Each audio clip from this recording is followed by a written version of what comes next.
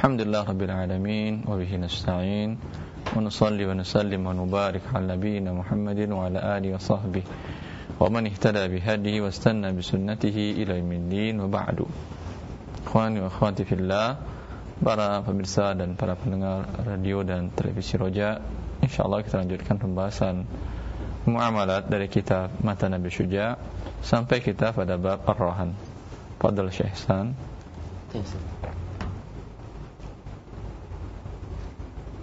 Mu'allif atau penulis kitab ini menyebutkan dalam kitab fasal wa kullu ma jaza bai'uhu jaza rahnuhu fi ad-duyun idza istaqara thubutuha fi dhimmah. Terjemahin dulu sampai fi ad-duyun tadi. Pasal gadai, setiap sesuatu yang boleh dijual maka boleh pula digadaikan fi ad-duyun untuk keperluan hutang piutang. Iya. Ini dinamakan oleh para ulama dengan dhabit. Di bawah dari kaidah bahwa dhabit dalam masalah rahan kullu ma jaza bai'uhu jaza rahnuhu. Kullu ma jaza bai'uhu jaza rahnuhu. Setiap barang yang boleh diperjualbelikan maka boleh digadaikan. Maka barang yang tidak boleh diperjualbelikan tidak boleh digadaikan. Dengan demikian, ya, pernah kita bahas sebelumnya juga dalam kitab Syekh Nasir Sa'di tentang menggadaikan surat-surat berharga, menggadaikan ijazah, menggadaikan surat-surat kendaraan bermotor, menggadaikan akta tanah. Ya, ini tidak termasuk gadai dalam syariat. Karena bila Anda yang memegang surat ijazah ini ingin mencairkan uang karena dia tidak mampu bayar, bisa ijazah dijual?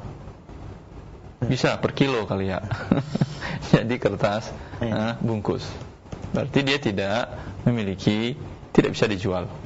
Tetapi ini bukan gadai namanya. Ya. Bolehkah atau tidak dengan kalau seseorang umpamanya dia berhutang, nih ijazah S1 saya pegang. Pinjam saya uang 10 juta, ini satu saya pegang. Anda atau dia mengatakan ini SK pengangkatan saya jadi pegawai negeri, pegang. Ya. Ini tidak gadai namanya, tapi boleh atau tidak dalam syariat? Boleh. Berarti tidak ada gadai. Ketika Anda memberikan pinjam 10 juta, tidak ada taufik atau alat atau muqabil atau sesuatu yang bisa Anda pegang ketika dia tidak bisa membayar hutangnya, tidak mampu melunasi hutangnya pada waktu yang telah ditentukan. Dan hukum gadai jaiz, tidak wajib dalam hutang piutang. Ya. Buktinya Rasulullah sallallahu alaihi wasallam mengisahkan tentang umat-umat sebelumnya tentang seseorang yang dia berhutang sebanyak 1000 dinar, lalu orang tersebut minta mana barang gadaiannya, mana barang jaminannya, kafilnya. Dia mengatakan cukup Allah menjadi kafil. Bila dia tidak bayar hutang, bisa orang ini nagih ke Allah yang beri hutang? Kan tidak. Berarti tidak ada barang gadaian atau tidak ada kafil orang yang menjamin hutang tersebut. Pada dasarnya boleh. Pada dasarnya boleh, cuman Anda memberi hutang berarti dirugikan. Ya, maka dengan demikian, bila seseorang memberikan akta tanahnya atau surat berharganya seperti ijazah atau SK, ini bagi Anda sebaiknya jangan terima. Jangan diterima karena tidak, ini alal hawa kalau kata orang Arab, tidak kosong.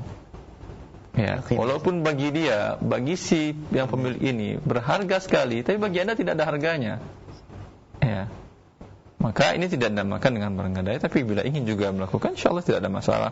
Hanya, tapi dengan demikian Anda bisa gertak, ini saya bakar ya kalau enggak bayar sekarang. Tapi kalau dia punya 2, silakan bakar itu S1, saya punya S3, silakan yang satunya bakar, enggak ada masalah. Tapi ada sabilin misal ini. Maka syarat dhabit daripada barang gadaian, sesuatu yang bisa dijual, mempunyai qimah maliyah walaupun kecil. Kullu ma jaza bi'uhu jaza rahnuhu fid duyun. Dalam akad hutang, Anda beli barang tidak tunai, maka si penjual sebaiknya meminta barang jaminan. Barang jaminan yang udah makan dengan rahan atau gadai atau marhun. Baik. Terus Syekh. Qala mu'allif idza istaqarra thubutuha fi dhimmah. Iya. Itu apabila tetap hutang piutang itu menjadi tanggungan si begadai. Iya. Si pemberi gadai. Apabila istaqarra thubutuha fi dhimmah, duyun sudah dalam hutangnya. Kalau dia belum lagi menerima pinjaman atau belum ada tanggung jawab, seperti umpamanya tidak mesti dalam akad hutang piutang juga. Seseorang A bekerja kepada B, terkenal B ini terlambat atau terkadang lari dari upah yang diberikan kepada si A, kepada orang yang dia pekerjakan, maka boleh juga minta barang gadaian. Ya. Tapi kapan boleh minta barang gadaian? Ketika istaqarra thubutuha fi dhimmah, ketika sudah ada. Belum Anda bekerja, minta barang gadaian tidak boleh. Tapi mulai Anda bekerja, sudah mulai per hari ini minta barang gadaian, maka dibolehkan. Wabillahi taufik. Terus. Walirahin arju'u fihi ma lam yaqbidhu. Dan bagi pegadai boleh mengurungkan gadaiannya selagi barangnya belum diterima oleh penerima gadaian. Iya. Dalam akad gadai ada ar-rahin, ada al-murtahin. Ar-rahin orang yang berhutang yang menyerahkan barang gadaian. Al-murtahin yang memberikan piutang yang dia adalah penerima barang gadai. Bila ar-rahin saya umpamanya berhutang kepada Anda, ya. Selama saya katakan bahwa apa barang gadainya Ustaz? Barang gadainya adalah umpamanya jam tangan. Pinjam umpamanya 100.000 juga barang gadai jam tangan. Ya. Ya. Kemudian uang sudah saya pegang. Terima. Lalu jam tangan saya bilang, saya sebentar Ustaz, saya mau ke belakang sebentar, ada kebutuhan. Belum untuk pegang seperti ini kan ya. Berarti belum sebagai barang gadaian. Lalu saya katakan saya enggak jadi memberikan barang gadaian, tidak ada masalah. Karena akadnya adalah akad yang jaiz. Walaupun uang sudah diterima. Ya. Jelas. Tapi setelah antum terima tadi di awal antum minta enggak bisa Ustaz. Kalau antum mau bawa dulu barang gadaiannya nanti uangnya. Kalau antum pintar ngerti fikih umpamanya ya. Kalau enggak ngerti seperti tadi. Kemudian setelah saya serahkan jam ke antum, lalu saya bilang, Ustaz saya perlu jamnya, Ustaz saya ngajar. Itu di tangan antum adalah lazim. Ya, antum mengatakan enggak bisa sebelum uang kembali. Hak antum. Tapi bila antum serahkan jam ke saya, barang gadaian, berarti piutang Anda kepada saya tidak ada sekarang barang jaminan. Baik. Jelas? Yes. Baik. Qala mu'allif rahimahullah wa la yadmanuhu al-murtahinu illa bit-ta'addi. Dan penerima gadaian tidak harus mengganti barang gadaian kecuali kalau ia melanggar atau tidak amanah. Iya, bukan tidak harus, tidak ada tanggung jawab dia untuk mengganti. Andai saya meminjam uang ke antum saya 100.000.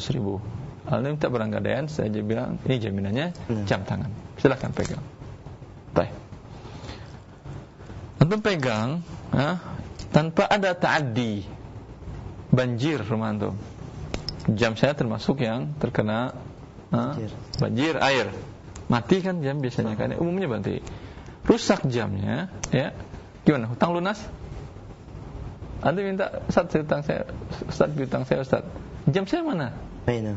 Gimana? Ma'dzur. Wala yatmanuhu. Berarti Anda tidak menjamin. Tetap hutang 100.000 saya bayar. Jam saya hilang sudah. Ya. Jelas, kecuali bita'addi. Bita'addi emang taruh jam sampai di rumah, taruh di atas meja. Antum mainin, masukin, waduh ini jam bagus, kita kasih warna merah ya biar cantik, dikasih warna dalam air, rusak. Ini ada ta'addi. Ini baru antum bisa mengatakan ya hutang lunas. Saya nambah lagi sekian, berapa harga jamnya, saya nambah lagi. Tapi tidak dengan ta'addi itu simpan tempat yang aman, ternyata terjadi la qadarullah, hilang atau seperti tadi rusak, tetap saya membayar hutang. Jelas? Yes. Fadhal Syekh. Baik, qala mu'allif rahimahullah wa idza qabada ba'd al-haqqi lam yakhruj syai'un min ar-rahn hatta yaqdi jami'ahu. Hatta yaqdi jami'ahu. Dan jika penerima gadaian masih menerima sebagian haknya, yaitu uang penebusan, belum selesai persoalan gadai hingga si pegadai menerima seluruh hak uang yang telah dijaminkannya. Iya. Bila saya berutang 100.000, nah, kemudian baru saya beri 50.000 baru saya bayar. Nah, boleh saya minta barang gadaian? Belum. Tapi kalau antum ikhlaskan gak ada masalah. Berarti sisa hutang yang 40.000 tidak ada jaminan lagi. Ya. Saya hutang 100.000, saya bayar 90.000. Sudah boleh saya minta barang gadaian? Belum juga. Ya. Tapi kalau antum ikhlaskan gak ada masalah. Berarti sisa 10.000 tidak ada jaminan. Ini yang dimaksud dalam permasalahan ini. Kemudian masuk kita pada pembahasan jazakallahu khair, selesai dari matan Nabi Syuja, gadai kontemporer. Kita lihat bagaimana sekarang akad di penggadaian. Kita ambil contoh di penggadaian syariah. Kalau Anda menggadaikan sesuatu seperti menggadaikan emas umpamanya, Anda gadaikan emas kilo, berapa dapat pinjaman? 80%. Mereka menghitung 80%. Ya. Anggap sekilo itu adalah 500 juta. Berarti dapat pinjaman 400 juta. Apakah penggadaian ini halal atau tidak? Kita lihat prosesnya. Ketika saya pinjam 400 juta dan jaminannya adalah emas kilo, ya, emas lantakan atau batangan, saya yang minjam ini terkena biaya lain atau tidak? Ihsan, ada. Saya dikenakan biaya penyimpanan. Dalam kasus gadai tadi, siapa yang bertanggung jawab terhadap biaya penyimpanan? Dalam dari kitab tadi Ihsan, yang menerima gadaian. Menerima gadai. Seperti tadi saya menggadaikan jam. Apakah antum minta biaya nyimpan di dalam lemari di dalam antum? Enggak kan? Ya. Tapi kalau dalam penggadaian yang ada di realnya kenyataan, mereka minta biaya penyimpanan emas.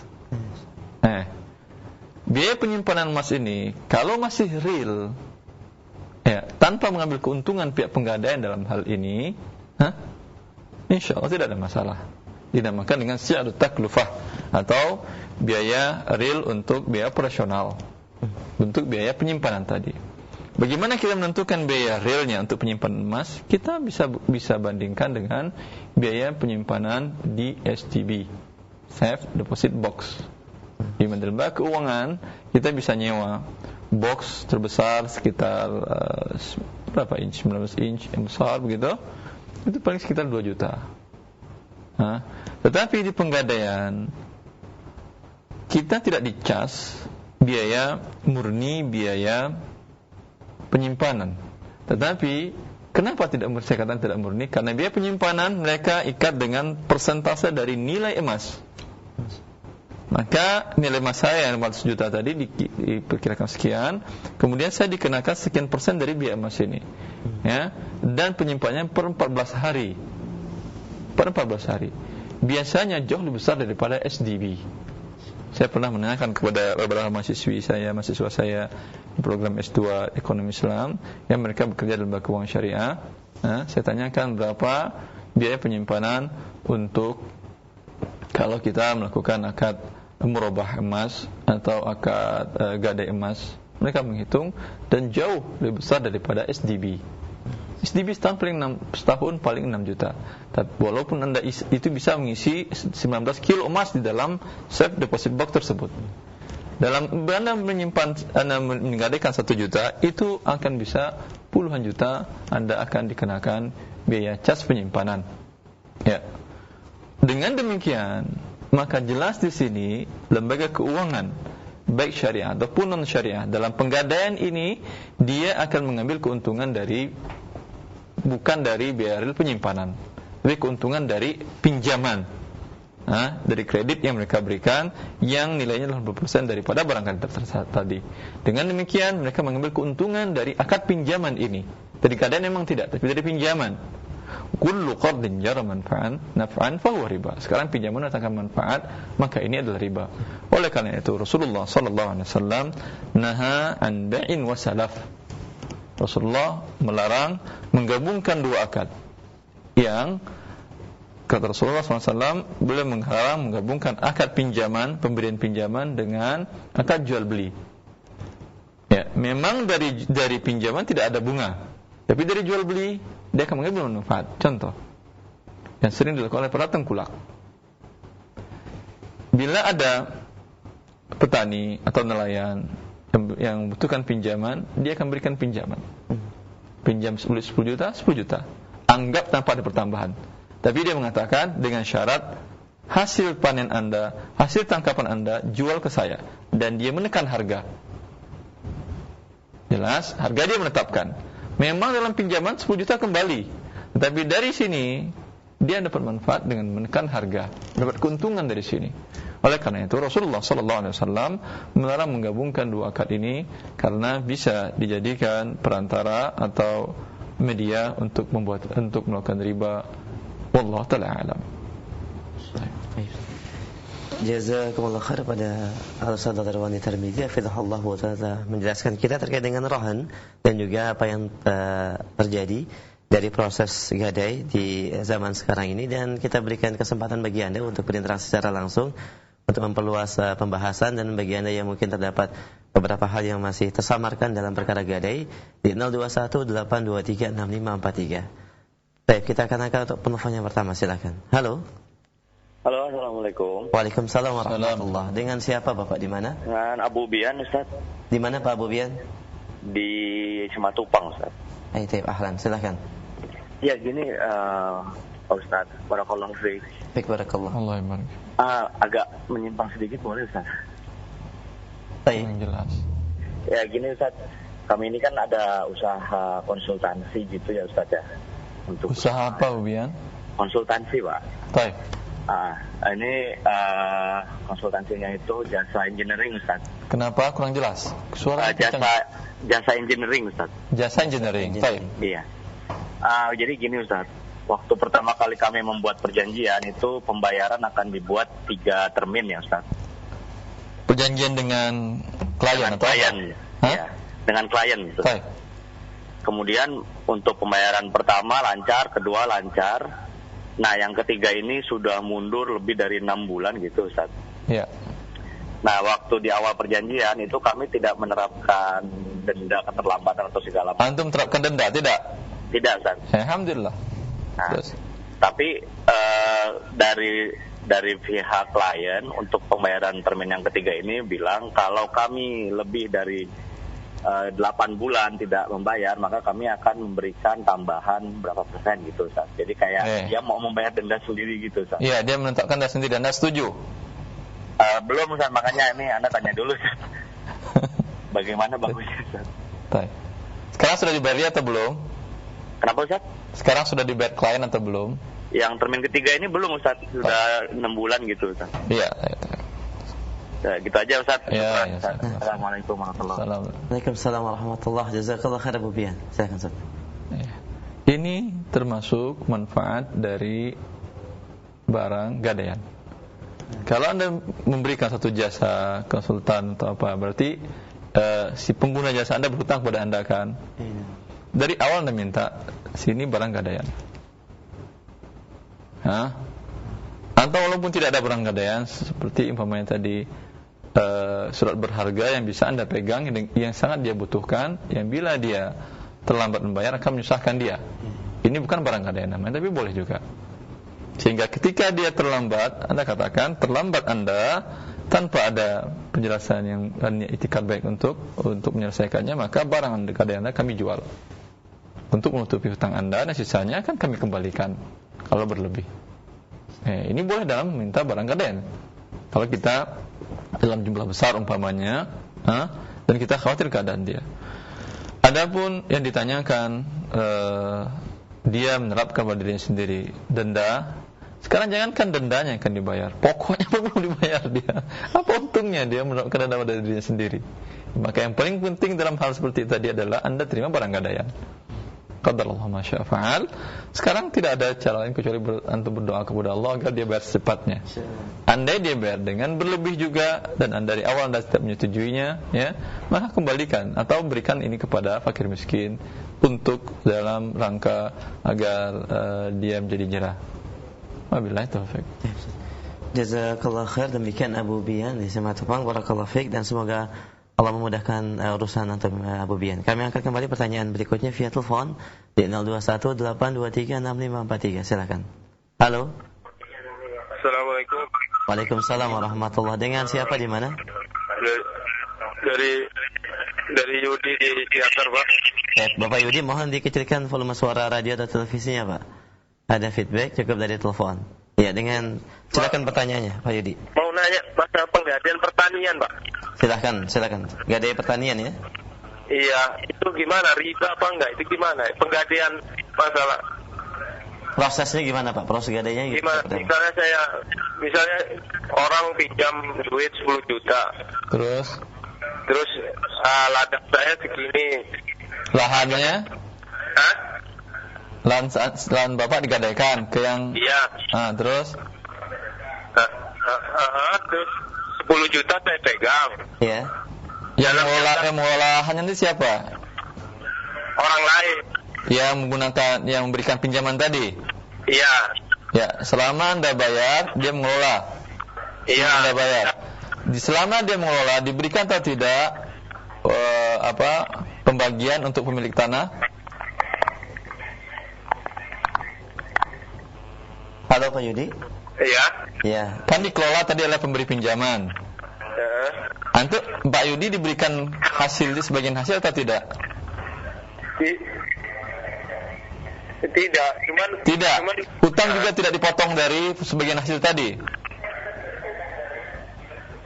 Iya. Pokoknya iya. 10 juta itu utuh duit saya, nanti tiap tahun balik gitu. Cuman dia mengharapkan tanaman yang diambil itu, Pak. Baik. Semua hasil tanaman buat dia? Iya. Ya, ini riba Pak Yudi. Oh, riba. Riba Pak Yudi, bertakwa kepada Allah Subhanahu wa Tapi kalau mau sama mau, Pak, ini. Kenapa? Mau sama. Kalau ada istilahnya udah saya ikhlas. Betul. Ikhlas sama ikhlas tidak menghalalkan riba. Sama juga, bukankah bank ikhlas memberikan bunga dan Anda ikhlas menerima bunga? Dan juga sebaliknya, yang minjam ke bank ikhlas membayarnya dan yang menerimanya bank juga ikhlas. Dan bukankah orang berzina juga saling ikhlas? Apakah jadi halal dia? Iya. Baik Pak Yudi. Allah yabarik fiik. Assalamualaikum. Assalamualaikum warahmatullahi wabarakatuh. Jazakallah khair Pak Yudi. Ada tambahan saja. Iya, baik. Perkataan beliau bagus. Kami saling ikhlas, Ustaz. Kalau cuma saling ikhlas kuncinya, ngapain kita belajar muamalat bertahun-tahun? Cukup dalam setiap muamalat yang penting ikhlas, yang penting ikhlas. Iya. Dan Allah tidak akan turunkan kitabnya begitu banyak masalah riba, dan Rasulullah tidak akan menjelaskan masalah riba dengan rinci. Dan para ulama tidak akan menjelaskan permasalahan muamalat begitu rinci yang sampai berjilid-jilid buku mereka. Cukup satu saja kuncinya, ikhlas. Dan enggak perlu turunkan Nabi kalau begitu ya, akhi. Cukup dengan ikhlas. Ya. Maka jangan tutupi kelemahan kita dalam pelajari syariat Allah Subhanahu wa taala dengan satu kata tadi. Coba Anda lihat dalam transaksi judi. A dan B mengatakan, mari kita lihat di klub bola, siapa yang, kalau klub andalan saya menang, kamu bayar ke saya. Kalau klub bola saya yang unggulkan kalah, saya bayar ke Anda. Salaman. Ikhlas ya? Ikhlas, demi Allah ikhlas berdoa. Halalkah judi mereka? Ya, subhanallah. Ya, memang ini sering menjadi dalil bagi sebagian masyarakat. Karena kealfaan, ketidaktahuan mereka akan syariat Allah jalla fi'ula. Jadi dalam kasus tadi, ya, pemberi pinjaman mendapatkan keuntungan dengan mengelola kebun. Andai dia tidak memberikan pinjaman, dia akan sewa ini kan. Anda pun tidak akan memberikan ikhlas, akan meminta sewa. Tapi tanpa pinjaman, Anda ikhlas, silahkan. Ini baru ikhlas namanya. Anda punya sebidang tanah 1 hektar. Selamanya tidak pernah Anda kelola. Lalu ada yang menawarkan, saya kelola ya, tapi semua hasilnya buat saya. Oh, saya ikhlas. Oh, saya juga ikhlas. Ini boleh. Tapi di sini ada pinjaman.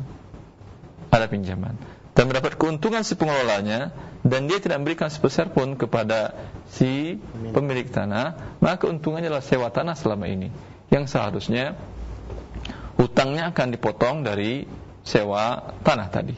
Inilah jumlah besar ribanya. Wabillahi taufiq. Subhanallah, jazakallahu khairan. Dan demikian Bapak Yudi, ini juga menjawab pertanyaan dari begitu banyak pertanyaan terkait dengan masalah gadai dalam lahan. Barakallahu fikum. Kami angkat kembali pertanyaan dari telepon. Silakan di 0218236543. Ya, halo. Silakan, sudah masuk. Halo. Assalamualaikum warahmatullahi wabarakatuh. Waalaikumsalam warahmatullahi wabarakatuh. Dengan siapa Umu di mana? Umu Diana di Bekasi. Baik, silakan Umu Diana. Ya. Ustaz, saya mau nanya, ada yang Ustaz mengatakan katanya bank konvensional itu dengan bank syariah itu sama saja katanya. Karena Sebentar, ulangi Bu. Bank syariah dengan bank konvensional itu sama saja. Kata siapa itu? Ada pernah saya dengar Ustaz. Ustaz yang mana? Bukan saya kan? Bukan Ustaz. Kalau Ustaz enggak memang. Terus ini Ustaz, katanya kalau bank syariah itu kan katanya kalau kita mau ngambil rumah, sebetulnya dia harus mengadakan rumah dulu, katanya baru. Bikin rumah dulu, gali pondasi, tukang kerja bank itu ya? Ya, maksudnya udah ada rumahnya siap dijual gitu Ustaz maksudnya. Tapi kalau sekarang kan yang ada kita mencari dulu rumah, terus diajukan ke bank, terus dikasih sekian persen dengan DP sekian gitu Ustaz. Kalau yang sebenarnya kan katanya kalau orang berjual beli itu barangnya ada terus dijual dengan kredit sekian per bulan tanpa DP itu. Itu yang mana sih benar Ustaz? Yang konvensional atau bank itu kayaknya sama apa enggak Ustaz? Ya itu aja Ustaz. Ya. Assalamualaikum warahmatullahi wabarakatuh. Assalamualaikum warahmatullahi wabarakatuh. Jazakallahu khair. Umu Diana di Bekasi. Ya, ini perlu diluruskan pandangan sebagian kaum muslimin terhadap melihat bank syariah dengan bank konvensional. Kalau dikatakan sama saja, mungkin beda kasus dengan di Indonesia dengan sebagian negara ya. Kalau dikatakan sama saja, berarti Anda menzalimi bank syariah. Mereka ada Dewan Syariah Nasional, ada pengawas syariahnya di perbankan tersebut, ya. Berbeda dengan bank konvensional. Apakah ada Dewan Syariah Nasional yang mengawasinya? Apakah ada Dewan Pengawas Syariah di setiap bank tersebut? Ini tidak ada. Mereka murni memberikan pinjaman uang yang dikembalikan berlebih, murni riba jahiliyah. Adapun bank konvensional, bank syariah, mereka ada akad-akad yang syariahnya. Tetapi bila dalam prakteknya ada beberapa kasus akad, saya tidak mengatakan seluruh akad. Bila ada praktek kasusnya beberapa akad yang perlu diperbaiki, yang tidak sesuai dengan syar'i, yang menyebabkan dia sama dengan riba, apakah semua menjadi sama dengan bank konvensional? Tidak. Anda sebagian orang melihat, ya udah, kalau kamu nggak sholat jamaah, kemudian kamu ikut kajian, sama saja kamu orang kafir. Sama. Tidak. Dia muslim ya, akhi. Kalau kamu mau mabukkan, kamu judi, sama aja kamu orang kafir. Padahal dia muslim, dia sholat, syahadat kepada Allah Subhanahu Wa Taala. Tidak bisa Anda samakan ini. Kesalahan dia dalam kalau Anda samakan dia, Anda tidak beda dengan orang-orang yang irhabiyin, yang menyamakan setiap muslim yang berdosa dengan orang kafir. Padahal Allah tidak menyamakan, Rasulullah SAW tidak menyamakan antara orang kafir dengan muslim yang jatuh dalam dosa dan bukan fasik. Maka kita memandangnya real dan adil. Bila ada ustaz yang mengatakan sama saja, sampaikan kepada dia, berarti ustaz menyamakan antara muslim yang fasik dengan kafir murni. Yang ini murni riba, yang ini ada syubhat riba. Berbeda. Akan kita jelaskan, lembaga keuangan konvensional ini murni riba. Mereka hanya memberikan kredit tanpa harus repot bikin akad, bikin segala macam. Nih, ini uang 1M, silakan mau beli rumah, mau beli apa, terserah Anda, kembalikan nanti dengan per tahunnya sekian persen pertambahan 23%, 20%, sekian persen. Di bank syariah seperti ini? Tidak. Mereka akan menanyakan kepada Anda ingin apa? Rumah. Kalau Anda ingin rumah sebentar, bisa mereka cari dahulu, atau biar gampangnya silakan Anda cari dahulu. Ya. Mana rumah yang Anda inginkan, jangan buat akad jual beli dulu dengan mereka. Tunjuk saja. Ini yang saya maksud syariah yang murni syariah ya. Adapun nanti syariah yang tidak sesuai, bisa baca di buku harta haram tentang jual beli kredit, perbedaannya mana yang syariah yang murni dan tidak. Kalau yang murni syariah, dia akan mengatakan kepada Anda, tolong cari rumahnya, karena Anda lebih cocok untuk lingkungan, bentuk, segala macamnya. Lalu Anda carikan rumahnya. Ini saya pengen rumah yang ini. Kata dia, sudah bikin akad dengan dia? Belum. Sudah bayar DP? Belum. Sebentar, saya beli dulu ya. Dibeli oleh dia cash kepada pemilik rumah. Diterima kunci oleh dia. Selesai pembelian. Masalah balik nama tidak ada masalah. Kemudian, nih, sekarang kamu mau beli? Oh, saya nggak jadi beli. Oh, nggak apa-apa. Kalau jadi beli. Sekali tadi saya beli 1 miliar, saya jual kepada Anda dengan tidak tunai. Harganya 1,3 miliar. Pembayaran selama 5 tahun. Ini jual beli atau tidak nama Mas Ihsan? Jual beli. Bahkan Imam Syafi'i dalam kitab Al-Um, beliau mengatakan, "Idza ara ar-rajulu ar-rajula sil'ata faqala bi' hadhi bikadza, thumma urbihuka fiha bikadza." Imam Syafi'i menjelaskan dalam kitab Al-Um, bila 2 orang berjalan ke pasar, lalu salah satunya mengatakan menunjuk barang. Dia mengatakan, beli barang itu oleh Anda. Setelah Anda beli, nanti saya beli dari Anda dengan keuntungan sekian persen, 10%, 20%. Ya. Maka kata Imam Syafi'i, kalau mereka mengikat dirinya dengan perjanjian dari awal sebelum dibelinya barang, tidak sah. Tapi kalau setelah tadi kemudian dibelinya, dibikin akad yang baru, menjadi sah. Berarti Anda akan mengatakan Imam Syafi'i ini riba. Kalau Anda menyamakan bank syariah dengan bank riba, berarti Imam Syafi'i itu kan riba, dia hanya memberikan solusi riba aja. Tidak begitu yang memahami syariat ini. Beliau mengatakan jelas, tapi semua akad rukun dan syarat jual beli terpenuhi. Tapi permasalahan sekarang yang ada di bank syariah tersebut, mereka SOP yang dibuatkan oleh berdasarkan fatwa dan syariat nasional, itu yang perlu diperbaiki. Juga dengan SOP yang ada di lembaga mereka. Terkadang fatwanya betul, tetapi SOP-nya terkadang mereka mungkin dengan pertimbangan manajemen risiko segala macam, terkadang wallahu ta'ala alam lebih mendahulukan manajemen risiko daripada syariat, sisi syar'inya. Ya. Kalau sisi syar'inya yang mereka dahulukan dengan berbagai risiko, insyaallah Allah akan amankan mereka dari berbagai risiko. Saya kira ini gambaran secara garis besarnya. Untuk per kasus tanyakan. Baik. Jazakallah khair atas jawaban yang disampaikan, demikian Ibu Diana. Dan beberapa pertanyaan terkait dengan bank syariah dan bank konvensional sudah juga dijawab oleh Ustaz. Barakallahu fikum. Satu pertanyaan via telepon kembali kami angkat sebelum dari pesan singkat. Silahkan. Halo. Assalamualaikum warahmatullahi wabarakatuh. Waalaikumsalam warahmatullahi wabarakatuh. Dengan siapa Bapak di mana? Dengan Pak Supangat di Bekasi. Kurang jelas. Pak Supangat di Bekasi. Agak kelaskan suaranya Pak, silakan. Barakallahu fikum Ustaz. Allah barik. Ustaz mau tanya ini. Umpamanya ada seseorang punya tanah, sebidang tanah. Jelas ya, Ihsan? Iya, sebidang tanah. Kemudian tanah itu dipasrahkan kepada penduduk setempat karena tanahnya lokasinya agak jauh, Ustaz ya. Diserahkan ya Pak ya? Artinya disuruh menjaga orang daerah setempat. Baik. Kemudian orang setempat itu diberi wewenang untuk mengelola tanah itu. Nah, setelah dikelola oleh tanah dikelola, si punya tanah ini tidak mengambil hasil kepada yang dikelola tanah itu. Artinya apapun yang dikelola, entah itu ditanamin pisang atau ditanamin apapun, biasanya tanamin kencur dan lain sebagainya, tidak pernah ngambil hasil gitu.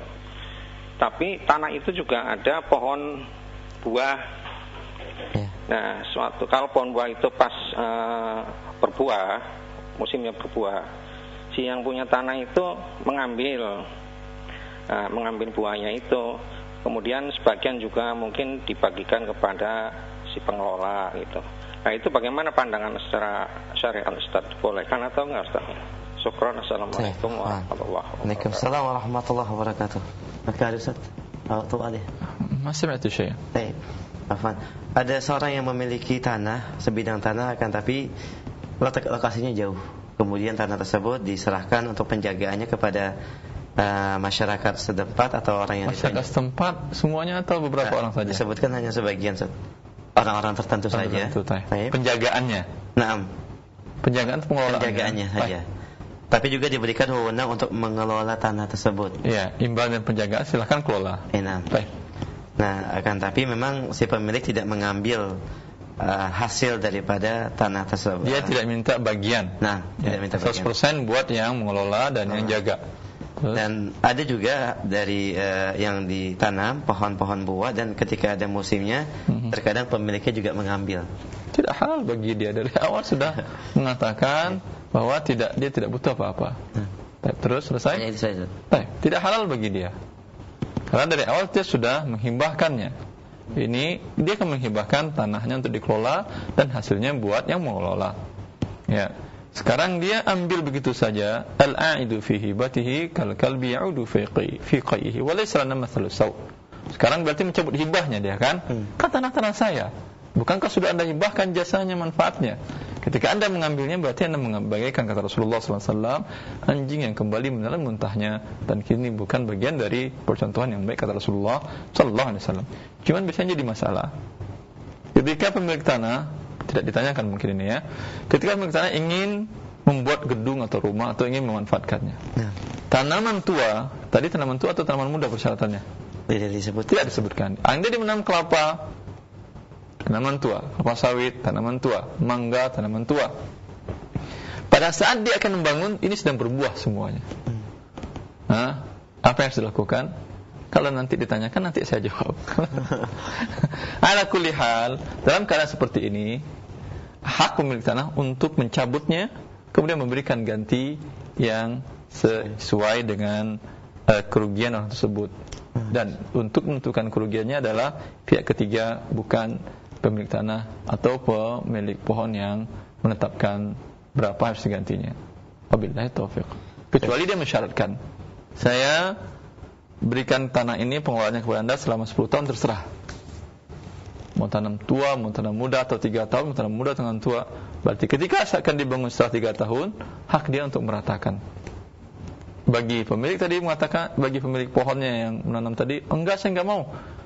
Kalau tidak Anda cabut, ya, maka dia cabut, hasilnya ambil oleh Anda. Anda tidak mau juga, disedekahkan kepada fakir miskin. Wabillahi taufiq. Kalau untuk mengambil buah tapi meminta izin terlebih dahulu Ustaz, dan diperbolehkan? Alhamdulillah. Tidak masalah Ustaz. Tidak ada masalah. Demikian pendengar kita yang bertanya, jazakallah khair, dan mudah-mudahan bisa memahami. Kami angkat pertanyaan dari pesan singkat. Assalamualaikum warahmatullahi wabarakatuh. Apa yang terjadi terkait dengan gadaian dan prakteknya memang demikian yang disebutkan Ustaz. Dan kasus yang saya alami, ketika itu sudah terjadi, apa yang harus saya lakukan Ustaz? Penggadaian yang mana? Lembaga keuangan atau di masyarakat? Lembaga keuangan. Ketika terjadi, bertobat kepada Allah Subhanahu wa taala, kalian yang mengandung unsur riba, dan selesaikan hutang Anda. Ambil lagi barang Anda. Pertanyaannya, man ja'ahu mau'izatun min rabbi fantaha falahu ma salaf wa amruhu ila Allah wa man 'ada fa ulaika ashabun nar hum fiha khalidun. Allah Subhanahu wa taala mengatakan, siapa yang datang kepada dia peringatan Allah dan dia mengetahui riba, kemudian dia berhenti, Allah ampuni dosa yang telah berlalu. Tapi bila yang terus dalam riba tersebut, maka Allah sediakan bagi dia neraka jahanam yang kekal di dalamnya. Wabillahi taufiq. Jazakallah khair Ustaz. Kami angkat kembali pertanyaan berikutnya. Assalamualaikum warahmatullahi wabarakatuh. Seorang yang menggadaikan atau memberikan pinjaman dengan mencari pinjaman dengan gadaian motor, apakah si penerima gadaian boleh memanfaatkan motor tersebut Ustaz, dengan menggunakannya bekerja atau digunakan sebagai ojek? Jazakallah khair. Subhanallah. Ini sama tadi dengan yang kebun. Dimanfaatkan oleh dia, walaupun dia mengizinkan. pinjam saya uang 3 juta, ini motor saya gadaikan. Saya ikhlas demi Allah, silakan bawa kerja, bawa ke kantor, silakan bawa motor saya. Ya, maka tidak halal bagi dia, karena dia ikhlas memberikan pertambahan riba. Kan karena ada akad pinjaman, yang menyebabkan dia menjadi riba adalah akad pinjaman. Kecuali maka ada berdasarkan dari Abu Dawud kalau saya tidak salah, Rasulullah mengatakan, "Idza aqrada ahadukum qardan fa awdiya ilahi aw hamala fi dabati fala yaqbalha wa yarkafa illa ajri bainahu wa bainahu qabla dzalik." Bila seseorang memberikan pinjaman, lalu si penerima pinjaman memberikan hadiah atau dia menawarkan jasa untuk menaiki tunggangannya, kata Rasulullah, jangan terima hadiahnya dan jangan naiki tunggangannya, kecuali sudah saling berbagi hadiah dan saling menawarkan jasa sebelum akad pinjaman. Artinya antara A dan B bertetangga baik. Kalau si B lagi kendaraannya rusak, si A mengatakan, "Tidak, pakai aja motor saya." Sering dia pakai. Atau sering beri hadiah. Si A sering berikan hadiah, berikan makanan, si B juga demikian kepada tetangganya ini. Ketika ada akad pinjaman, tetap ini berjalan, maka tidak ada masalah. Ini berarti bukan adalah pertambahan dari riba. Tapi antara A dan B tidak pernah saling memberikan manfaat dari barang atau hadiah. Lalu ada pinjaman. Semenjak ada pinjaman, pakai motornya silahkan. Ini silahkan, ini hadiah. Tidak. Rasulullah melarang ini. Karena ini adalah pemberian hadiah dan jasa tumpangan tadi jelas karena ada pinjaman. Dan ini syubhat riba dan Rasulullah larang. Berarti hanya disimpan saja kendaraannya, disimpan dan dinyalakan. Kapan dia butuh, si pemilik motor butuh, wajib Anda berikan. Tapi minta barang lain jaminannya. Kalau tidak menyerahkan lagi dan tidak bisa digunakan sebagai barang jaminan ketika tidak mampu membayar. Karena Rasulullah SAW mengatakan, la yughlaqur rahnu ala sahibihi alladhi rahinahu lahu ghunmuhu wa alayhi ghurmuhu. Bila seorang menyerahkan barang gadaian, maka itu tidak mesti harus dengan itu bisa diganti dengan lain. Kapan dia butuhkan boleh, dengan syarat berganti barang yang lain. Kerugian dan keuntungan barang gadaian adalah ditanggung risikonya oleh orang yang meminjam uang yang memberikan barang gadaian tadi. Tidak bisa dia menggadaikan tadi kemudian hilang, dia mengatakan habis hutang, padahal hilangnya di luar kemampuan si penerima gadai. Artinya dia gadaikan motor, pinjam uang 10 juta, ini motor gadai. Lalu maling masuk, yang diambil oleh maling karena buru-buru malingnya, diambilnya barang motor gadaian, bukan motor pemilik rumah. Kata Allah, masyafal. Lalu si pemilik motor tadi mengatakan, kalau gitu utang lunas 10 juta, motor saya hilang, harga motor saya baru 12 juta, saya beli. Tidak. Tidak. Anda wajib bayar kecuali dia lalai. Yang motor dia dikunci, motor Anda dikunci, sehingga motor Anda yang hilang, itu dia wajib mengganti. Wabillahi taufik. Dan diulang kembali bahwa yang menerima gadaian tidak ada penggantian kendaraan, saudara. Tidak ada jaminan karena bukan kelalaian dia. Kecuali ada kelalaian dia ganti. Masya Allah. Jazakallah khair atas penjelasannya. Kami angkat kembali pertanyaan dari pesan singkat. Dari beberapa pertanyaan menyampaikan di antara sebagian besar orang-orang yang memberikan gadaian, mereka hanya sebatas memberikan suratnya seperti STNK atau BPKB, akan tapi kendaraannya masih di pemiliknya. Apakah proses gadai seperti ini diperbolehkan? Ya, saya katakan dari awal tadi, ini bukan gadai namanya. Karena ketika Anda butuh uang dan dia tidak mau membayar, ini STNK berapa dibeli orang? Nggak ada yang mau beli 100 rupiah, nggak ada harganya. Tapi ini hanya sebagai penguat saja atau sebagai bukan jaminan. Yang dimaksud dengan gadai adalah barang Anda terima, ketika dia tidak dan minta surat kuasa untuk penjualan sekalian. Ketika dia tidak mampu bayar pada waktu itu, bisa Anda jual barangnya, Anda tarik uang Anda, sisanya Anda kembalikan kepada dia. Bila Anda ambil semuanya juga Anda menzalimi dia, atau manfaat dari pinjaman riba. Pinjaman ini adalah riba. Wabillahi taufik. Dan kalau gadai rumah, sertifikatnya saja atau harus dikeluarkan juga pemiliknya? Keluarkan pemiliknya. Ya. Karena bila tidak bocor turun harganya kan. Atau penuh septic tanknya turun harganya. Kotor dindingnya turun harganya. Ya. Jelas? Jelas. Jazakallahu khair atas penjelasannya, dan kita berikan kesempatan kembali via telepon di 0218236543. Silakan. Iya, baik. Halo. Kami sampaikan bagi Anda yang ingin bertanya terkait dengan pembahasan pagi ini dalam permasalahan gadai, kami buka kembali di 0218236543. Halo. Halo. Assalamualaikum Umu. Assalamualaikum. Waalaikumsalam warahmatullahi. Dengan siapa di mana? Dari Umu Sasam. Di mana Umu? Umu Sasam. Di mana? Di Samarinda. Di mana? Di Samarinda. Balikan Timur. Baik, di kurang jelas semua. Mungkin mencari pindah tempat, mungkin supaya sinyalnya lebih baik. Silakan langsung pertanyaannya. Fadhal. Dari Iya, kurang jelas Umu, mohon maaf. Mungkin bisa bergeser sedikit untuk mendapatkan sinyal yang lebih baik. di Samarinda itu. Baik, pertanyaannya Umu, silakan. Misalnya pagi sore memang ada memang sesuai. Baik, mohon maaf Umu, tidak bisa kami dengar dengan baik pertanyaannya karena sinyal mungkin dan kondisi yang mungkin terlalu jauh. Baik, silakan menghubungi kembali di 0218236543, dan bagi pendengar yang lain silakan di 0218236543. Iya, halo.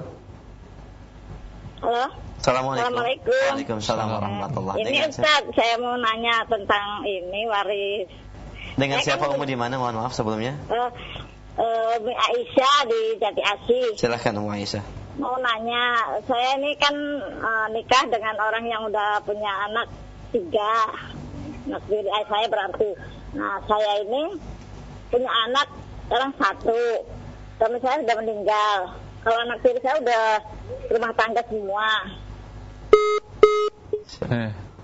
Terputus ya Umu, kita tidak bisa mendapat gambaran Ustaz? Enggak. Baik. Mohon ada satu saja pertanyaan dia anak, satu bisa merubah semua jawaban. Sahih.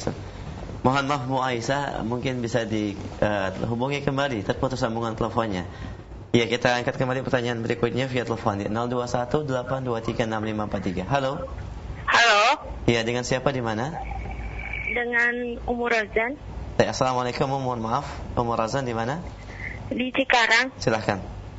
Ahwan mau nanya, ini keluar dari tema masalah BMT Bintaro. Baik. Ana insya Allah rencana mau ngajuin, cuman data-data udah disampaikan, tapi dari pihak BMT ada formulir yang harus diisi. Ternyata ada Bank Syariah Mandiri. Setelah ditanyakan, emang dananya itu bekerja sama dengan Bank Syariah Mandiri. Yang saya tanyakan itu, boleh nggak kalau misalnya akad BMT yang menentukan, cuman dananya itu apakah riba atau enggak? Baik, itu saja Umu. Ya, syukran jazakallahu khairan. Allah barik. Baik. Jazakillah khair ya Umur Razan, silakan Ustaz. Allah taala, mungkin tidak etis sekali saya jawab di sini ya. Senantum. Karena ini menyangkut pesannya Ustaz ya. Baik, bagi Umur Razan mungkin bisa hubungi. Tapi kalau beliau mengatakan ada lembaga A, lembaga B, insyaallah bisa saya jawab. Tapi kalau menyebut nama, sebaiknya jangan. Karena bila buruk, memburukkan sesuatu yang jelas. Bila bagus, iklan gratis di sini nggak boleh saya kira. Baik, Umur Razan mungkin secara personal saja bisa menghubungi Ustaz, atau Umur bisa mendapatkan nomornya nanti menghubungi layanan informasi radio dan televisi Roja. Dan kami ingatkan juga bagi para pendengar dan pemirsa yang ingin bertanya, mungkin disebutkan saja dengan isyarat, dengan lembaga A atau lembaga B, tidak perlu disebutkan langsung namanya. Baik, jazakumullah khair. Kami angkat kembali pertanyaan masih di via telepon di 0218236543, dan mungkin ini terakhir saya. Baik, silakan. Halo. Silakan, sudah masuk. Halo, assalamualaikum. Waalaikumsalam warahmatullahi. Dengan siapa di mana? Dengan Abu Amir. Di mana Abu Amir? Di Jawa Barat. Baik, silakan Abu Amir. Majalengka. Iya, silakan Abu Amir. Barakallahu fiik. Begini Pak, saya sudah mendapatkan hasil ini Pak dari Gadean. Jadi anak mengasihkan uang.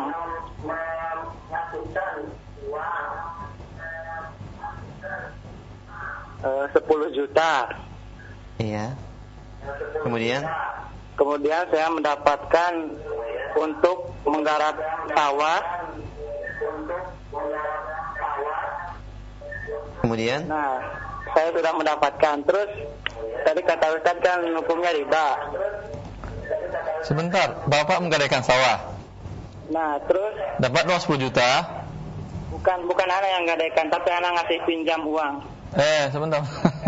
Nanti berikan pinjaman uang 10 juta. Iya. Kemudian sawah Anda kelola. Iya, betul. Semua hasil sawah untuk Anda atau Anda bagi sebagian kepada pemilik sawah hasilnya? Semuanya untuk saya. Itu riba betul. Terus bagaimana bertobatnya, Pak? Gimana ini, Ustaz? Cara bertobatnya adalah kalau tanpa pinjaman, jangan matikan dulu teleponnya. Kalau tanpa pinjaman, Bapak akan nyewa sawah ini kan ya, baik dengan sewa uang tetap atau bagian seperdua kah, sepertiga dari sebagian sawah untuk yang pemilik tanah kan ya? Iya atau tidak, Pak? Iya. Iya, maka cara bertobatnya perkirakan. Biasanya di daerah itu untuk pemilik tanah berapa persen? Kalau setengah, sepertiga, berarti Bapak sisihkan sepertiga tadi. Walaupun tidak Bapak serahkan uangnya kepada dia, tapi potong hutang dia. Anda sepertiga dari panen tadi umpamanya 3 juta, dan dia punya hutang 10 juta, berarti sekarang hutang Anda tinggal 7 juta. Jelas, Pak? Berarti 3 kali musim panen, tinggal lagi hutang dia 1 juta. Panen keempat, maka Bapak berhutang kepada dia 2 juta. Jelas, Pak? Ya, jelas. Taufik. Kalau tidak demikian jadi riba dia. Nah, Pak. Alhamdulillah. demikian Abu Amir. Nah. Jazakallah. Wa iyyak. Allah barik fiik ya. Jazakumullah khair Abu Amir di Majalengka, dan ini menjadi pertanyaan kita terakhir di kesempatan pagi ini. Silakan sebagai Alhamdulillah ya akhi. Sebagian kita muslim tidak contoh seperti Abu Amir tadi. Aman ja'ahum mu'izatun min rabbi fantaha falahu ma salafa wa amru ila Allah. Allah mengatakan, siapa yang seketika dia mengetahui riba lalu berhenti, selesaikan urusannya. Allah mengatakan, yang telah berlalu falahu ma salaf. Mungkin selama ini sudah berkali-kali dia melakukan akad demikian, dan sudah banyak dimakan. Kalau bisa kembalikan. Kalau tidak cukup, Allah mengampuni Anda. Tapi siapa yang terus dalam riba ini ditambah lagi, Allah janjikan untuk dia neraka yang kekal di dalamnya. Tapi semoga Allah Subhanahu wa taala menyelamatkan kaum muslimin yang terlanjur berbuat dosa dalam riba ini kembali kepada jalan yang benar dan meniti apa yang dijelaskan oleh Allah dan Rasulnya dan dijelaskan oleh para ulama untuk kembali kepada jalan Allah dan bertobat kepadanya, supaya kita termasuk orang-orang yang diampuni oleh Allah Subhanahu wa taala. Wabillahi taufiq.